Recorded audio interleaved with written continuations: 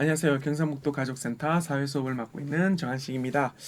자, 오늘은 5학년 18번째 수업 시간이 되겠습니다. 일제 침략과 근대화 그리고 독립을 위한 노력. 일제 침략과 여기서 좀 끊어줘야 되네요. 일제 침략과 근대화와 독립을 위한 노력이라고 보면 되겠습니다. 자, 핵심 단어를 보면요. 대한제국, 그 다음에 일산득약, 의병, 안중근 등이 있습니다. 그 외에도 청일전쟁, 을미사변, 악원파천, 독립협회, 러일전쟁, 단발령, 신돌석, 계몽운동 등이 있는데요. 지난 시간도 그랬지만 이번 시간도 역시 빨간 것만 중요한 것이 아니라 검은 단어들 역시도 굉장히 중요하거든요. 그래서 빨간 글씨와 검은 글씨를 활용해서 이 당시의 조선시대 말기 혹은 대한제국 시대의 여러 가지 일들에 대해서 설명을 스스로 할 수 있으면 오늘 수업을 잘 한 것이다 라고 볼 수 있겠습니다. 지난 시간 걸 한번 살펴보죠. 지난 시간에 우리가 붕당 정치보다 더 나쁜 세도 정치를 없애기 위해서 대왕 흥선 대원군이 집권한 후에 여러 가지 개혁 정치를 했다고 했죠. 하지만 이 개혁 정치가 영조 때처럼 잘 되지 못했던 것이 병인양요, 신미양요처럼 외국의 군대들이 통상 수교를 하자는 이유로 달려들었기 때문입니다. 병인양요는 어느 나라? 프랑스, 신미양요는 미국이 되겠죠. 그런데 이 프랑스랑 미국은 어쨌든간 물리칠 수 있었어요. 물론 전투 자체에서는 우리 조선군이 상대가 되지 못했습니다. 하지만 그래도 나라를 지키려고 노력을 하셨고 여기서 여담이지만 하나 얘기하자면 미국이랑 싸울 때 미국의 기록을 보면 미국 군인들이 깜짝 놀랐다고 해요. 왜냐하면 조선군들이 이제 전투에서 완전히 패배해서 당연히 항복을 할 줄 알고 항복하라고 얘기를 했는데 조선 군인들이 눈에 자기 눈에다 흙을 넣고 그 다음에 바다에 몸을 던지고 스스로 자결하는 모습들을 보이더라는 거죠. 그만큼 절대 너희들한테 항복은 하지 않겠다라는 기계를 보였다고 합니다. 어느 시점이나 마찬가지지만 백성들은 나라를 지키기 위해서 최선을 다하죠. 하지만 그 나라가 제대로 작동을 하지 않는다면, 그 정부가 제대로 일을 하지 않는다면 이렇게 희생만 가져오는 기계를 발휘할 수밖에 없는 거죠, 그죠? 그러니까 목숨을 바쳐야 되는 애국심을 가질 수밖에 없는 거죠. 이때 만약에 우리나라가 정말 힘이 있었다면 이 애국심을 바탕으로 정말 우리의 힘으로 미국도 물리치고 일본도 물리치고 그 다음에 동등한 입장에서 통상수교를 할 수 있었을 텐데 매우 안타깝습니다. 자, 그러면 어쨌든 이렇게 프랑스와 미국을 물리쳤지만 어쨌든 일본이 다시 들이밀어와서 어쩔 수 없이 통상수교를 시작하게 되었고요. 그 결과 강화도 조약을 맺게 되었다라는 점 지난 시간에 얘기 드렸습니다. 그 이후에 온건계약파와 급진계약파가 서로 대립을 했었습니다. 온건계약파는 우리의 제도, 우리의 법을 그대로 두고 물건만 가져오자라는 거였고 급진계약파는 무슨 소리? 법과 제도 다 바꾸고 외국 문물도 가져와야 되는 거야 라고 대립했었는데 결국에는 온건계약파가 세력을 얻자 급진계약파가 정변을 일으켰죠. 하지만 이때 청나라가 제압함으로써 청나라의 입김이 엄청 조선에서 청나라의 입김이 엄청 세졌다. 강화도 조약 이후로는 일본의 입김이 되게 셌지만 갑신정비 이후에는 청나라의 입김이 세졌다. 그런데 동학농민운동 즉 외세를 물리치고 우리나라에서는 잘못된 것을 바로잡자 하는 혁명, 선생님은 혁명이라고 봅니다. 이 동학농민운동이 일어났고 이때 청일전쟁에서 승리한 이때 청나라가 부상하니까 일본이 열받았겠죠. 조선을 강화도 조약을 통해서 다 잡아먹었을 거라 생각하는데 갑자기 청나라가 세지니까 일본이 청나라를 물리치고 이 일본이 다시 동학농민운동까지 물리침으로써 이제 동학농민운동도 결국에 중국의 실패로 끝났다라고 보면 좋겠습니다. 자, 그런데 조선 입장에서 생각합시다. 조선 정부 입장에서는 강화도 조약 때는 일본이 우리나라를 막 간섭하고 막 그랬었죠. 그죠? 우리 정부에 막 들어와가지고 일본이 들어와가지고 이래라 저래라 하고 막 그랬었어요. 그런데 갑신정변 이후에 청나라가 급부상했죠. 이제 청나라가 이래라 저래라 하는 거예요. 그런데 이제 청일 전쟁이 벌어지고 나서는 이제 일본이 다시 조선에다 간섭을 시작합니다. 동학농민운동 이후 청일전쟁 이후 동학농민운동을 없애버리고 이제 우리나라 한반도에는 청나라 군대는 물러갔지만 일본 군대가 주둔하면서 일본이 이제 조선 정부를 간섭을 엄청 많이 해요. 그리고 그 간섭 수위가 어느 정도였냐면 대놓고 니네들 잡아먹겠다 식민지로 삼겠다는 식으로 이제 간섭을 시작합니다. 이제 난감하죠. 조선 정부는 굉장히 두려움을 떨었던 것 같아요. 그 당시 고종이 굉장히 무서워했거든요. 그래서 고종이 여러 나라, 일본 외의 여러 나라들을 끌어들입니다. 물론 고종 자체 조선 정부에서 힘이 있어서 이 힘을 바탕으로 일본을 물리치고 대적했으면 모르겠지만 조선은 힘이 없어요. 그래서 다른 나라들을 끌고 와서 일본과 대적하게 합니다. 그러니까 일본이 너무 세니까 다른 나라를 가져와서 이 나라가 우리나라 조선의 영향을 많이 발휘하게 한 다음에 둘을 대립하게 해서 평화를 찾으려고 해요. 이건 진정한 평화는 아니죠. 우리 스스로가 힘이 강해져야 되는데 고종 그걸 하지 못합니다. 선택의 문제는 아니었어요. 고종은 그렇게 쉽지 않았던 게 아니에요. 우리나라의 힘을 기르고 싶지 않았던 건 아니지만 그만한 역량이 안 됐었던 것 같고 일본의 간섭이 너무 심해서 그런 역량을 키우기도 쉽지 않았었던 것 같아요. 어쨌든 다른 나라를 가져와서 일본과 대립하게 합니다. 그 나라가 바로 러시아예요. 러시아를 갑자기 끌어들여서 우리나라의 영향력을 많이 가지게 한 다음에 일본과 대립하게 해요. 이때 러시아를 끌고 오자는 아이디어 그리고 러시아를 실제로 끌어들이도록 노력한 사람이 누구냐면 그 당시 고종의 부인님이죠. 그냥 왕비예요. 명성황후입니다. 근데 명성황후라는 친구 자체는 나중에 받는 거고요. 이때는 고종의 왕비였다고 보면 돼요. 근데 나중에 이제 명성황후라는 이름이 붙여지니까 그냥 명성황후라고 그냥 선생님은 통칭할게요. 어쨌든 이 명성황후가 러시아를 끌고 와서 일본과 대립시키니까 일본 입장에서 어떻게 해요? 야, 우리가 청나라랑 전쟁을 벌여가면서 네 조선 이제 잡아먹을 때가 다 됐는데 이제 러시아가 와서 일본을 견제하니까 너무 짜증나는 거죠, 그죠? 그래서 러시아는 한번 벌여볼까 하는데 러시아는 그 당시에 세계에서 영국과 러시아 양대 산맥이라 할 정도로 강국이었어요. 그 당시에 세계에서는 영국, 러시아, 프랑스 이 정도 나라가 세계 최강국이었거든요. 그러니까 러시아는 세계 최강국이었어요. 지금으로 따졌을 때도 러시아가 굉장히 강국이잖아요. 그와 비슷한 강국이었어요. 물론 경제적으로야 지금은 뭐 그렇게까지 대단하지 않아도 그래도 어쨌든 군사력으로는 막강하죠. 그래서 러시아는 세계 탑3 안에 드는 어쨌든 보면 탑2라고 볼 수 있는 세계 강대국이에요. 그런데 일본은 이제 개화해서 강대국으로서의 면모를 갖춰준 지 몇 년 되지도 않았잖아요. 그 당시에는 뭐 세계 10대 강국 안에 들었다고 할 수 있을까요? 하는 그 정도 상황이었어요. 그러면 일본이 러시아랑 싸워서 이길 승산이 있었느냐? 대부분의 나라들은 불가능하다고 생각했어요. 일본도 불가능하다고 생각했어요. 그러면 청나라 때는 청나라가 개입하니까 청일전쟁으로 싸워가지고 청나라를 두드려 뚝딱 팬 다음에 쫓아낼 수 있었지만 러시아와 싸워서 내가 두드려 팰 수 있냐?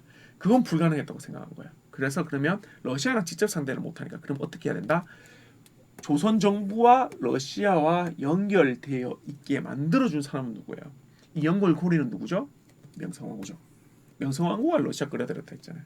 그래서 일본은 러시아를 직접 공격할 수는 없으니 러시아가 들어올 수 있는 조선과의 연결고리인 명성황후를 죽이자. 그래서 왕비를 죽여버려요. 그 나라의 왕비를 죽여버린 겁니다. 그 지금으로 따진다면 물론 대통령이 왕도 아니고 뭐 대통령의 부인도 왕비는 아닙니다. 전혀 다른 개념이에요. 같다고 생각하면 안 되지만 굳이 지금으로 따지자면 일본의 깡패들이 와가지고 청와대 지금 용산이죠. 용산에 들어가가지고 대통령을 겁박한 다음에 너 가만히 있어라고 한 다음에 대통령 부인을 칼로 내려 죽이는 이런 상황이에요. 이 말이 되는 상황인가요? 이건 국가라고 볼 수가 없어요. 더 이상 국가라고 볼 수가 없습니다. 그런데 일본은 그거를 저지릅니다. 어떻게? 명성황후를 죽여버립니다. 그것도 고종이 몰랐느냐? 알아요. 궁궐에 가서 고종한테 칼 들이밀고 너 가만히 있어 라고 얘기하고 거기에 대해서 반발하는 왕세자 그러니까 고종의 아들이죠. 나중에 순조가 되시는 이분의 머리칼을 잡고 너 가만히 있으라고 했지? 라고 협박을 한 다음에 명성황후한테 가서 칼로 죽여버려요. 이 말도 안 되는 상황이 벌어집니다. 이것이 바로 을미사변입니다. 을미사변. 여기서 선생님 띄어쓰겠지만 사실 붙여야 돼요. 을미사변입니다. 붙여 쓰는 게 맞아요. 이게 맞아요. 을미사변입니다. 이때 고종 큰 충격을 받아요. 그렇잖아요. 일본이 정식 군대도 아니고 깡패들 우 와가지고 자기네를 겁박하고 그 다음에 자기 부인을 죽여버려요. 그러면 이들이 일본의 깡패들이냐? 선생님 깡패라고 방금 얘기했지만 사실 그 당시에는 깡패라고 할 수 있으면 지금 연구한 결과는 깡패가 아니에요. 그 당시 일본 이 우리나라의 군대를 주둔하고 우리나라의 여러 관리들을 파견하기 위해서 일본 군대와 관리들을 관리하고 있는 기구가 있을 거 아니에요. 맞죠? 그 기구에 있는 사람들이 조선 내에 있는 일본 사람들을 다 끌어모았어요. 그리고 일미사변을 일으킨 겁니다. 그 사람들이 칼을 들고 가서 그 중에서는 그냥 깡패가 아니라 정말 대학생들도 있었고 일본 대학생들도 있었고 일본 지식인들도 있었고 일본 상인들도 있었어요. 그냥 일본인이에요. 일본인들이 일본 관리의 지시를 받고 명성황후를 죽여버린 거예요. 일본 군대는 가지 않았어요. 일본 군대는 아직 가지 않았지만 일본 일반인들이 가서 죽였어요. 일본 군대가 가면 이건 정말 전쟁이 될 수 있다고 생각을 한 것 같아요.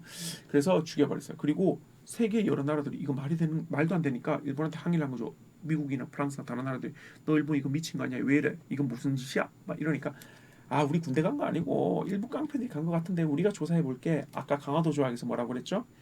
일본이 저지른 범죄에 대해서 조선에서 재판을 하는 것이 아니라 일본 가서 재판을 해야 되죠. 강화도 조약에 따르면. 그래서 불평등이라고 하지 않았습니까? 그래서 그 사람들을 데리고 와서 일본 법정에 세워요. 그리고 얘기해요. 명성황후를 죽인 게 맞아? 맞대요. 당당하게 맞다고 그래요. 왜 죽였어?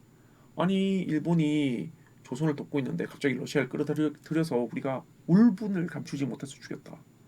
그래서 일본 법정은 뭐라 하냐면 그래? 그래도 사람을 죽였으니까 안 되지. 감옥에 들어가. 감옥에 보내요. 그리고 몇 달 뒤에 다 풀어줘요. 일본을 위해서 노력한 사람들이요. 그리고 일본에서는 영웅 취급을 받습니다. 이것이 그 불평등 조약에서 시작된 거예요. 이것이 일비사변의 전체적인 모습입니다. 이 얼마나 말이 안 됩니까? 일본의 정식 군인은 아니지만 일본인들을 총동원해서 일본 관리가 시켜서 그럼 일본 정부가 시킨 게 맞잖아요. 일본 정부가 시킨 겁니다. 일본 정부가 시켜서 조선 정부의 왕비를 죽여버렸어요. 무참하게 죽여버리고 그에 가담한 사람들도 불러서 이건 정식 군대도 아니다. 그래서 군대를 동원 안 한 거예요. 일본이 착해서 군대 동원 안 한 게 아닙니다. 일본이 변명할 거리를 만들기 위해서 군대를 동원 안 하고 일반인들을 동원한 거예요. 군대가 한 것도 아니고 일반인들이 울분에 차서 사람을 죽였다. 그러니까 풀어준다. 말도 안 되는 소리지만 그런 상황이 벌어져요. 이것이 바로 일미사변입니다. 고종은 굉장히 두려움에 저예요. 내 왕비도 죽였는데 나도 못 죽이겠냐? 어느 날 와서 고종 너 말 안 듣네. 내가 울분에 쳐서 너를 죽이는 거야. 그래도 나는 일본 법정에 가서 뭐 징역 받겠지만 꼭 풀려날 거야. 하면서 죽일지도 모르는 일이잖아요. 너무 무서웠던 고종은 러시아 공사관, 이 공사관이 아까 얘기했던 그 이제 각 나라들의 관리를 파견하는 것이거든요. 지금도 공사관 있어요. 우리도 외교관들, 여러 나라의 외교관들이 우리나라에 와 있잖아요. 그곳이 공사관이에요. 공사관이 나쁜 곳은 아닙니다. 외교관들이 머무는 곳이에요. 그래서 그 공사관으로 도망을 가요. 근데 웃기지 않나요? 한 나라의 왕이 다른 나라의 군대가 무서워서 다른 나라의 외교관이 있는 집으로 도망을 가요. 왜냐하면 이 공사관은 미안합니다. 이 공사관의 땅은 그 나라 땅으로 인정해줘요. 지금도 우리나라에 러시아 공사관, 일본 공사관 등이 있어요. 일본 외교관, 러시아 외교관, 프랑스 외교관, 미국 외교관. 이걸 공사관이라 부르지 않고 대사관이라고 부르죠. 근데 그 땅은 그러면 어떻게 보냐면 그 대사관이 물러나지 않는 이상은 그 땅은 미국 땅으로 봐요. 미국 대사관이 있다면 그 땅은 미국 땅이에요. 그래서 우리나라 군대가 들어가면 미국 영토를 침해하는 거예요. 우리나라 서울이 있지만. 반면 우리나라도 마찬가지예요. 우리나라도 미국에 대사관이 있겠죠. 그 대사관은 한국 땅으로 인정이 돼요. 그래서 거기에 미군들이 들어가면 미국 땅이지만 한국 땅으로 인정받기 때문에 좀 어렵죠. 미국에 있지만 한국 땅으로 인정받기 때문에 그거는 영토 침해가 되는 거예요. 그러니까 고종은 러시아 공사관, 러시아 대사가 있는 공사관에 들어가면 일본군이 들어올 수 없어요. 일본군이 들어오면 이때부터는 일본과 러시아의 전쟁이에요. 그러니까 여기가 안전하다고 생각했던 것 같아요. 여기로 도망갑니다. 참 나라 꼴이 우습죠. 그렇죠. 하지만 어쨌든 러시아 공사관으로 피신하는데 이걸 아관 파천이라고 합니다. 그리고 나서 여기서 정치를 해요. 여기서 나라를 봅니다. 그러니까 쉽게 얘기하면 일본군이 우리나라에 들어왔고 그 일본군이 대통령 부인을 죽였고 그 대통령이 겁나서 러시아 대사관에 가서 생활하고 있는 거예요. 팔자는 생활이죠. 말도 안 되는 생활이죠. 대통령보다 훨씬 권한이 많은 게 왕인데 그 왕이 이제 우리나라에서 정치를 못하고 러시아 가서 정치하고 있다고 보면 돼요. 우리나라 땅이지만 어쨌든 러시아의 영토라고 볼 수 있는 우리나라 내의 러시아 영토라고 볼 수 있는 러시아 공사관에 가서 정치를 하고 있어요. 그러니까 당연히 러시아 세력은 엄청 커지죠. 러시아의 세력은 엄청 커지고 일본 세력은 더욱 약화가 돼요. 당연하잖아요. 이제 일본이 무섭지 않잖아요. 고종은. 그러니까 일본 다른 놈 저놈 내쫓아내 막 얘기하고 막 러시아 공사관에 있으면서 러시아의 틈을 얻고 막 얘기하는 거예요. 일본을 지지했던 쟤 물러나게 해. 그리고 러시아 좋아하는 쟤 키워줘. 막 이런 식으로 러시아 이제 말만 들을 거야. 하면서 막 이렇게 얘기를 하죠. 그래서 일본은 몰아내게 되고 러시아는 점점 커지는 이런 상황이 됩니다. 자, 일본은 또 열받죠, 그죠? 기껏해서 명성황후까지 무리해서 죽여놨는데 온갖 나라에서 욕이란 욕은 다 먹어가면서 명성황후를 죽여놨는데 고종이 러시아로 튀었네. 러시아 공사관으로 튀었어요. 그래서 러시아와 관련된 정치만 엄청 하는 거예요. 그러니까 일본 영향은 더 줄어들고 굉장히 일본 입장에서 슬픈 상황이 되었죠. 그럼 이렇게 악원 파천이 되고 나서 이제 좀 있다가 러시아의 그 공사관으로부터 러시아이란 건 아니에요. 서울에 있는 러시아 공사관으로부터 경운궁으로 돌아오긴 합니다. 거기서 나와서 우리 궁궐로 돌아오긴 해요. 돌아오긴 하는데 이때 돌아올 수 있었던 건 뭐냐면 러시아 공사관에서 충분히 일본을 따르던 신하들을 많이 없애놓고 죽여놓고 그 다음에 일본도 많이 영향력을 낮춰놓고 러시아의 영향력을 엄청 강하게 만들어 놓은 다음에 돌아와요. 그러니까 이제 일본이 좀 덜 무서운 상황에서 돌아온 거죠. 근데 이제 경복궁으로 가진 않아요. 제일 안전하다고 보는 경복궁으로 가. 왜 경복궁으로 가냐면 경궁이 우리나라는 궁궐이 되게 많잖아요. 경복궁도 있고 창경궁, 창덕궁도 있고 경궁도 있어. 경궁이 제일 작아요. 그런데 왜 하필 경궁으로 가느냐? 러시아 공사관 옆에 있거든요. 그러니까 언제든 튈 수 있을 곳으로 가는 거죠. 그러니까 러시아 공사관에서 숨어서 일본과 관련된 신하들을 다 없애고 일본도 좀 몰아낸 다음에 러시아의 세력을 강하게 좀 한 다음에 그래도 불안하니까 러시아 바로 앞에 있는 경궁에 가서 통치를 다시 시작하는 거죠. 근데 사람들이 생각은 어땠을까요? 물론 일본이 나쁜 놈이죠. 일본이 나쁜 놈이긴 맞는데 그래도 사람들이 고종을 잘 따랐을까요? 저는 그렇지 않았을 것 같아요. 그래도 일국의 왕인데 지금 대통령과 비할 바가 없는 엄청난 권한을 가질 수 있는 왕인데 우리의 왕인데 고작 러시아 한 나라의 대사관, 이제 공사관으로 피신을 해서 정치를 했다. 얼마나 위신이 떨어졌을까요? 사람들도 막 욕했겠죠. 저게 왕이야? 저건 무슨 왕이야? 끝까지 버티면서 우리나라의 독립을 위해서 노력을 했어야지. 저게 다른 나라에 도망이나 가고 말이야. 저게 뭐야? 이렇게 얘기했겠죠. 그러니까 이 고종은 나의 권한을 더 높여야겠다. 그리고 이 고종도 어쨌든 옛날 방식의 생각을 가지고 있기 때문에 왕의 권한이 세면 셀수록 이 개혁을 더 잘할 수 있다는 이런 생각을 가지고 있었어요. 사실 그건 아닌데 그런 생각을 가지고 있었어요. 이 생각에 대해서 마냥 비난만 할 수 없어요. 왜냐하면 그런 식으로만 살아왔기 때문에 평생을. 자, 어쨌든 오자마자 자신의 권한을 더 강화시켜요. 그래서 이제 나 왕 아니야. 이제부터 황제야. 왕보다 더 높은 게 황제잖아요. 황제는 여러 나라를 다스리면서 왕들 중에서의 왕이에요. 근데 조선은 다스리는 나라가 없잖아요. 그래도 자신을 황제라고 한 거예요. 일본도 사실 다스리는 나라가 오키나와가 있었는데 어쨌든 일본도 다스리는 나라가 없다. 그런데도 황제 하잖아. 나도 황제야. 일본과 동등한 황제야. 라고 하면서 자신의 권한을 더 높이는 황제로 만듭니다. 그래서 조선이라는 나라도 없애고 대한제국으로 이름을 바꿔요. 제국. 우리나라는 현재 이름이랑 비슷하죠. 대한민국. 그래서 그때의 이름을 고스란히 따와서 제국이 아닌 민국. 백성의 나라로 바꾼 것이 대한민국이에요. 이때 이름을 그대로 따랐습니다. 자, 그러면서 내가 이제 황제가 되었으니 나의 힘으로 황제의 힘으로 근대적 개혁을 추구하겠다. 옛날에 급진기아파, 온건기아파가 하던 그런 거 말고 일본이 강제로 하라고 했던 이런 거 말고 내가 이끌어 나가 보겠다. 나쁜 건 아니죠, 그죠? 자신이 열심히 해보겠다는데, 그 나라를 살려보겠다는데 사람들이 지지를 해줘요, 그래도. 그리고 인재도 양성하고. 그런데 어쨌든 황제잖아요. 황제 권한이 엄청 강화됐어요. 이제 황제의 말이 법이에요. 황제의 말이 법입니다. 그러면 근대적인 법은 아니죠. 근대적인 법은 의회가 있고 나 사람들의 의견을 받아가지고 정치를 하는 것이 근대적인 정치인데 황제는 이제 의회 따위 필요 없잖아요. 백성들의 의견 필요 없는 거예요. 나의 말이 법인 거예요. 그러니까 국민 권리는 더 제한이 되었어요. 그러니까 개화를 하면서 점점 국민들도 권리가 있구나. 의회도 우리가 만들까? 우리가 법과 제도를 서양처럼 우리도 의회를 만들고 사람들의 의견을 반영해서 그렇게 정치를 해볼까라고 했는데 이제 고종이 그런 거 다 필요 없어. 내가 황제야. 그러면서 그런 건 제한.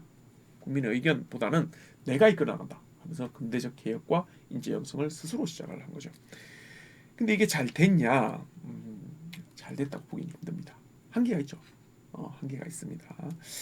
자, 그 다음에 그런데 여기서 어떤 애들이 등장하냐면 예전에 갑신정변 때 4명의 주역이 있었죠.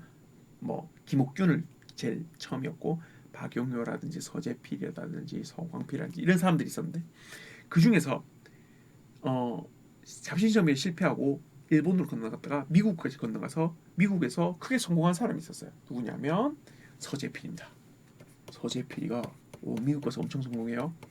그리고 미국인이 됩니다. 미국 시민권도 얻어요. 이 사람이 한국, 조선, 대한제국으로 들어옵니다. 그러면서 독립협회라는 걸 만들어요. 이 사람은 뭘 생각을 했냐면 황제가 적하고 있긴 하지만 중요한 건 백성들이 똑똑해야 그리고 백성들이 이제 시민으로서 자신의 역할을 가지고 있어야 결국에 나라가 발전한다 라고 생각을 했던 것 같아요. 그래서 독립신문을 만들어서 근대적인 여러 가지 지식들을 백성들에게 알려줘요. 그리고 독립문을 만들어서 야 우리는 어느 나라에도 속한 나라가 아니다. 심지어 러시아에도 속한 나라가 아니야. 러시아 저리가. 지금 러시아가 세력이 엄청 강해졌잖아요. 이제 고종이 러시아에 힘을 실어주니까. 그러니까 러시아도 물러나. 우리는 그딴 거 필요 없어. 우린 독립이야 라고 하면서 독립의식을 굉장히 고취시키고 백성들을 많이 잘 가르치려고 노력했죠. 그렇게 백성들이 굉장히 근대적인 것들에 대해서 많이 알고 나니까 이제 어떤 생각을 하냐면 우리도 서양들처럼 우리의 의견을 반영할 수 있으면 좋겠다 정치에 우리 백성들의 의견도 반영하는 정치를 해주세요. 그래서 만민공동회의를 엽니다. 여기서 뭐냐면 어떤 계층의 사람도 상관없어요. 와가지고 이렇게 정치를 해주세요 하고 이제 강력하게 주장하는 겁니다. 이 주장이 어느 정도로 세가 셌냐면 나중에는 이제 관리들이 거기 와서 들어야 돼요. 국민들이 하도 이제 관리들 나와라 하고 여기 와서 우리 얘기 들어 하니까 관리들이 나와서 이제 국민들의 얘기를 듣고 이제 멘트를 해줘야 돼요. 이런 얘기를 해주시니까 우리가 이런 정책을 해보겠습니다라고 얘기를 하는 거예요. 드디어 백성들의 의견이 반영된 정치가 시작되는 거죠. 이 얼마나 대단한 일입니까? 아직 의회는 없어요. 우리의 지금 국회에 해당하는 의견을 공식적으로 우리의 의견이 정치가 되는 이런 절차는 없지만 그래도 백성들의 의견이 반영되는 정치가 이제 시작된 거예요. 그런데 이걸 싫어하는 사람 누굴까요? 고종이 싫어합니다. 고종이 황제잖아요, 자기가. 황제인데 자기가 추진력 있게 나가야 되는데 감히 백성들이 자신의 의견을 개진한다? 그리고 심지어 신하들이 이렇게 얘기하는 거예요. 황제가 이렇게 하자! 라고 얘기하는데 근데 그 만민공동회 가서 한번 의견을 물어봐야 되겠는데요? 이런 얘기를 해요. 황제 입장에서는 내가 황제인데 이게 무슨 짓이지? 그래서 화를 내는 거예요. 그리고 독립협회를 폐쇄시켜버립니다. 기껏 서양의 좋은 제도였던 그 의회 제도로 다가갈 수 있는 유일한 에너지였던 이 독립협회를 고종이 황제의 힘으로 없애버려요.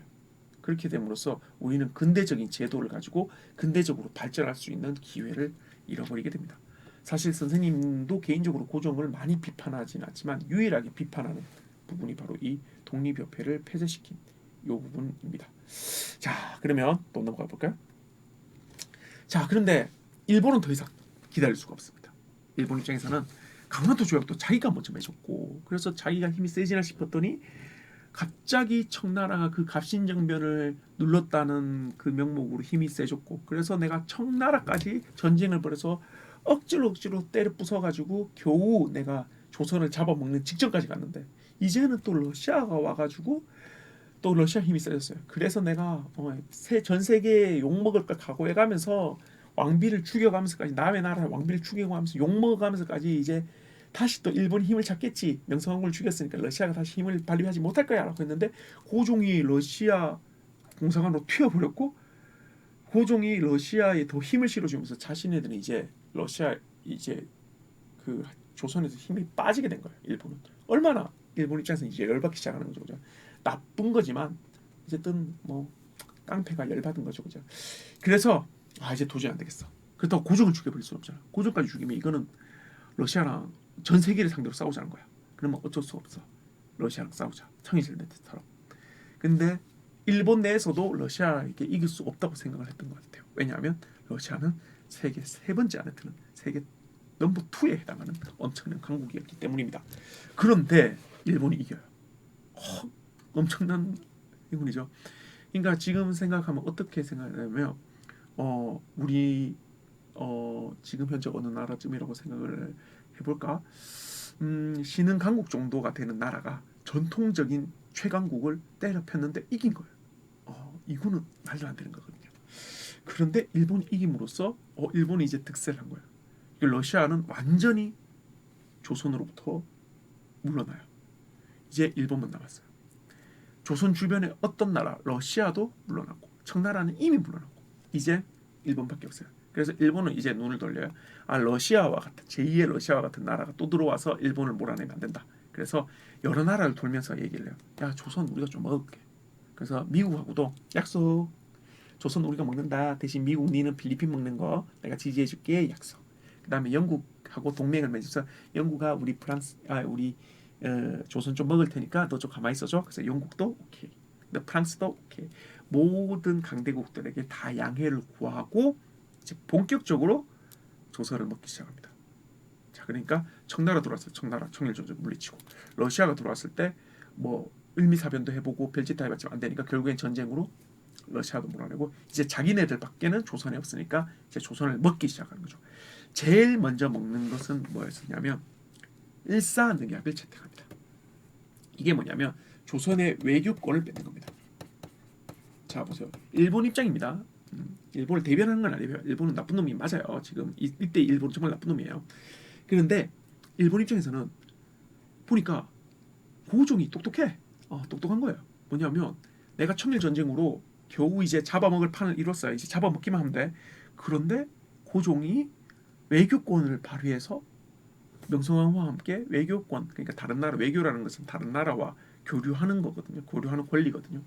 그 외교권을 가지고 러시아를 끌어들였잖아요. 그래서 일본은 까딱 잘못하면 러시아한테 조선을 뺏길 뻔했어요. 자기는 물러날 뻔했어요. 그러니까 지금 다른 나라들하고 양해를 다 구해서 조선을 먹기 시작했잖아요. 그러면 조선의 여러 가지 권리 중에서 제일 먼저 뺏어야 되는 것보다 외교권인 거죠. 제2의 러시아, 그러니까 고종이 또 다른 나라 꼬셔가지고 데려오지 못하도록. 그러기 위해서 다른 나라들도 다 설득했지만 근본적인 거 고종의 외교권을 뺏자. 그래서 외교권을 뺏어버려요. 근데 사실 나라의 가장 큰 권한이 국방, 외교 이거거든요. 외교는 다른 나라하고 말할 수 있는 권리예요. 이거는 사실 뭐 권리라고 딱 정해진 것도 아니고 당연히 말할 수 있어야 되잖아요. 근데 그 권한을 뺏어버려요. 이제부터는 다른 나라와 말하려면 법적으로 일본을 거쳐서 말해야 돼요. 그럼 이제 고종이 예전처럼 러시아를 끌어들일 수 있냐?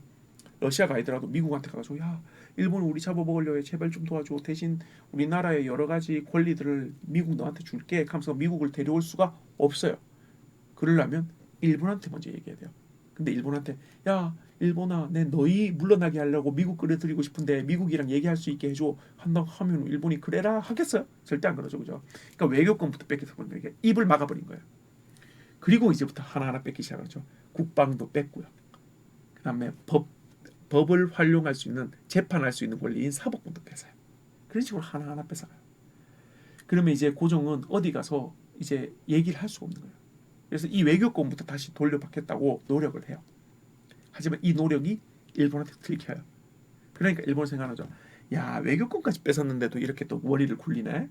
그럼 어떻게 해야 되지? 고종 너 나가. 고종을 퇴위시켜버려요. 고종을 황제에서 끌어내려버려요. 어느 나라가 외국인이 황제를 끌어내려버려요. 현재 대통령을 그러니까 일본이 끌어내려버리는 느낌이라고 보시면 돼요. 그래서 고종을 퇴위시켜버려요. 이유는 뭐냐면 고종의 아들이었던 순종이 워낙 일본한테 탄압을 많이 받았거든요. 그러다 보니까 고종보다 좀 더 무기력한 거예요. 좀 이거는 어쩔 수 없는 사실입니다. 태어나서부터 계속 일본한테 우리 아버지가 얻어맞고 우리 엄마가 일본한테 죽는 걸 이런 거 목격한 사람이 어떻게 일본한테 당당하게 맞설 수 있는 힘이 있겠습니까? 그래서 이렇게 현명하고 좀 머리를 참 잘 굴리는 이런 고정을 퇴위시켜버리고 순종을 왕위로 지가 알아서 올려버린 거죠. 이제 더 이상 나라가 아니에요. 왕도 지 마음대로 퇴위시켜버리는데 이제 다 뺏긴 거죠. 자, 이러한 일련의 흐름. 이제는 거의 모든 권리를 다 뺏기고 이제 나라만 남았어요. 외교권 뺏겼죠. 군대 뺏겼어요. 그 다음에 이제 사법권, 그러니까 재판할 수 있는 권리까지 다 뺏겼어요. 그 다음에 모든 정치를 할 수 있는 행정권 있잖아요. 이것만 남은 거예요.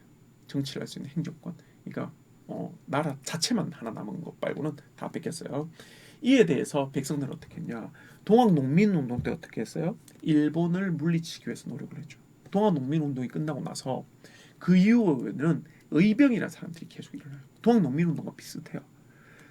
외국 세력들을 물리치자는 거예요. 어떻게 물리치냐면 사실 을미사변 때, 을미사변 그 명성황후가 일본에게 의해서 시해당한 그 사건 때도 의병이 일어났어요. 단발령이라고 해서 우리 왜 상투 틀었잖아요. 이거 상투 다 자르라고 했어요. 일본이 상투 다 자르라고 했었는데 이때도 의병이 일어나요. 그 다음에 을사늑약 외교권 뺏긴 적이 있었죠. 이때도 의병이 일어나요. 고종이 퇴위시켜버렸죠. 군대 해산시켜버리고 자기네들이 군대를 일본군, 우리나라 군대를 일본군으로 바꿔버려요. 아까 군대 뺏었다 그랬잖아요. 그거예요.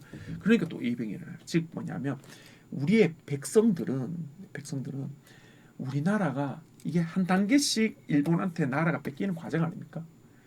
왕비가 죽고 그 다음에 외교권을 빼앗기고 군대를 빼앗기고 고종이 퇴위당하고 한 단계씩 나라가 뺏기는 이 단계에 있을 때마다 의병들이 거세게 일어나요.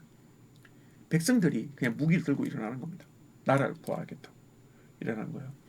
그리고 나서 이 의병들은 일어날 때마다 일본한테 깨져요. 일본한테 패배합니다. 다 죽어요. 그리고 이 사진은 사실 서양의 기자가 의병을 취재했던 사진이거든요. 포즈를 잡아보라고 해서 나름 자기네들이 포즈를 잡은 거예요. 이분들 인터뷰할 때 굉장히 인터뷰 내용을 들고 눈물겨워요. 이 기자가 물어봅니다. 일본한테 이길 수 있냐? 이 사람들이 아니요. 일본한테 못 이기죠. 어떻게 우리가 이겨요?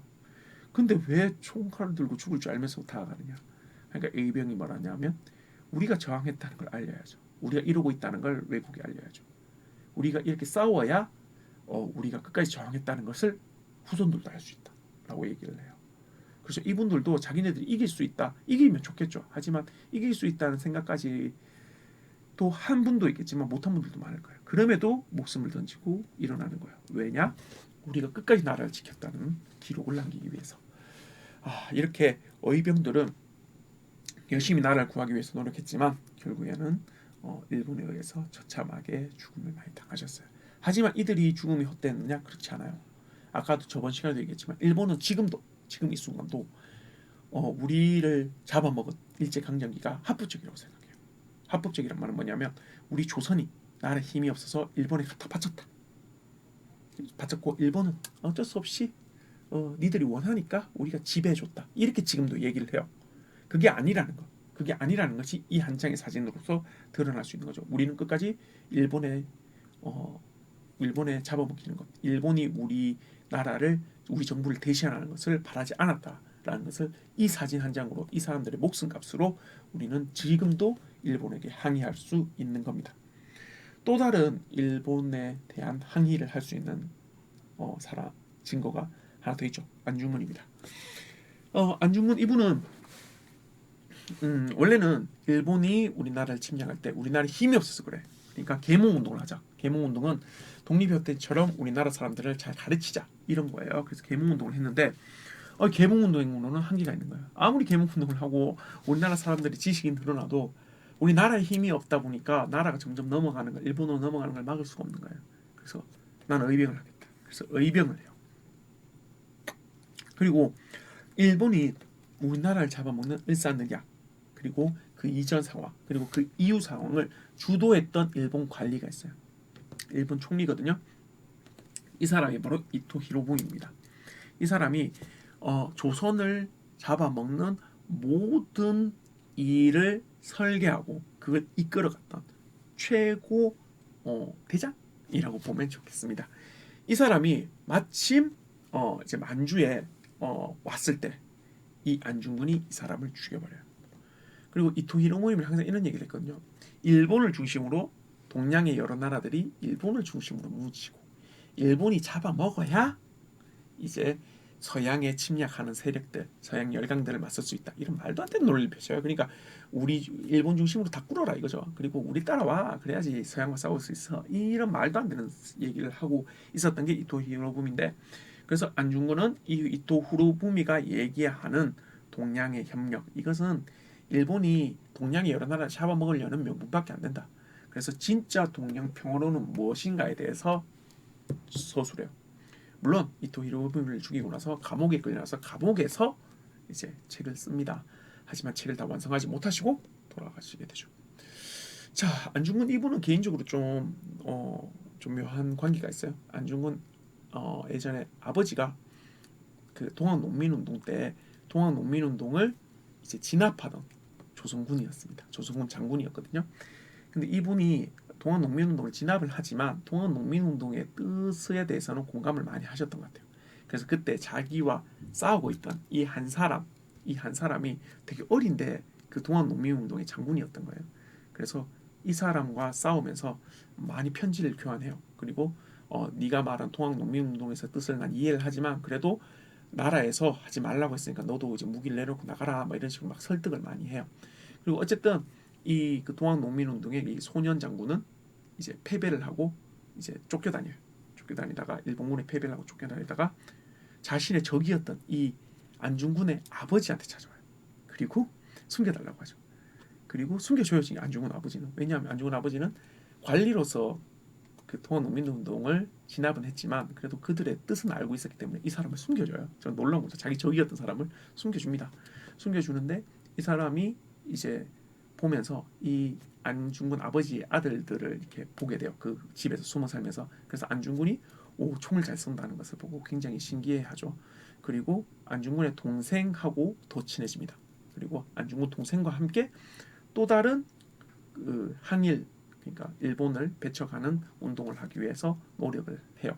그리고 평생에 걸쳐서 이 안중근 집안하고 인연을 맺습니다. 이 사람이 바로 이 소년 장수였고 안중근 집안과 계속 연을 닿았던 이 사람이 바로 우리가 알고 있는 김구 되시겠습니다. 자, 어쨌든 이렇게까지도 상식으로 알고 있으면 좋을 것 같네요. 자, 다음 보겠습니다.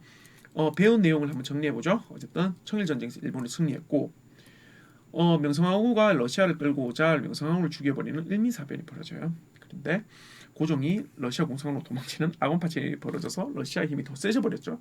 이때 대한제국을 세움으로써 고종이 더 자기 권한을 강화하려고 했고 독립협회가 의회를까지는 아니더라도 어쨌든 의회 비슷하게 사람들의 의견을 모아서 정치를 하는 것을 만들려고 했으나 대한제국의 황제에 의해서 없어져 버렸고 그래서 일본은 결국에는 러일 전쟁을 통해서 러시아를 몰아낸 다음에 외교권을 뺏고 시기별로 단계별로 이제 조선의 여러 가지 권한들을 뺏어가면서 조선을 잡아먹으려고 들어요. 이때 많은 의병들이 거병을 해서 끝까지 저항하려고 노력했고 특히 안중근의 활약이 빛났다라는 것 알아주면 좋겠습니다. 자, 교재 넘어 가볼게요. 순서입니다. 순서는 항상 조금 어렵죠. 자, 이 순서를 보시면요. 우선 첫 번째로는요. 일산늑약은 외교권을 뺏은 거죠. 러일 전쟁 이후입니다. 그죠? 그리고 독립협회는 이제 우리나라 사람들의 이제 계몽을 위해서 노력을 한 거고요. 안중근 이토 히로부미 저격은 이제 나라가 거의 넘어가는 상태에서 벌인 일이죠, 그죠? 그리고 아건 파천은 러시아 공산당으로 도망간 사건이고요. 그러니까 러시아 힘이 세지는 계기가 되었기 때문에 외교권을 뺏은 것보다 앞이어야 되고요. 독립협회보다도 앞이죠. 그래서 4번이 점이고요. 그 다음에 독립협회, 그 다음에 일산늑약, 그리고 안중근 되시겠습니다. 그래서 이 순서대로 흘러갑니다. 자, 의미사변 일산늑약 고종의 퇴위와 군대 해산에 분개해서 일반인들이 일으켰던 이것은 무엇이냐? 예, 당연히 의병이죠. 의병이 되겠습니다. 자, 그 다음에 요건 조금 문제를 잘못냈어요. 미안해요. 의병이 되겠습니다. 선생님이 편집을 좀 잘못했네요. 이해해 주세요. 3번 문제 보겠습니다. 3번 문제. 이 사람은 누구이냐는 건데요. 이토 히로부미를 저격했던 사람으로 동양평론을 쓰다가 돌아가셨죠. 이분은 바로 안중근 되시겠습니다. 자, 오늘 이렇게 대한제국, 일사능력, 의병, 안중근, 그리고 검은 글씨로 된 다양한 단어들, 핵심 단어들에 관한 내용들을 다루었는데요. 여러분들도 이 단어들을 보면서 이때 조선과 대한제국에 어떤 일이 있었는지에 대해서 스스로 한번 얘기할 수 있는 점을 점검해 보세요. 그리고 얘기가 잘 된다면 다음 차시로 넘어가시고, 잘 안 된다면 이 강의를 한 번 더 들어주시는 것도 좋은 방법이 될 것 같습니다. 자, 오늘은 여기까지 하고요. 다음 시간에 이제 본격적인 일제강점기, 그 우울했던 시간들에 대해서 한번 이야기 나눠보도록 하겠습니다. 오늘 수업 하시느라 고생 많으셨고요. 다음 수업 때 다시 보도록 하겠습니다. 감사합니다.